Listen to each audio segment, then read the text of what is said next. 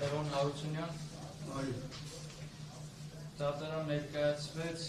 ձեր կողմից ստորագրված դիմում, որի համաձայն ես Լևոն Հարությունյանս պատրաստ եմ վերաշխավորել, որ թիվ ՀԿՏ 0332-0125 բարեթով մեղադրյալի կարգավիճակ ունեցող Վարդան Ղուկասյանը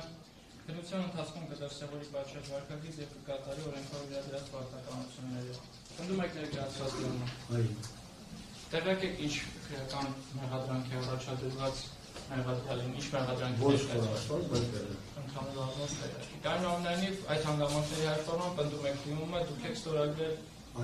շնորհակալություն նստեք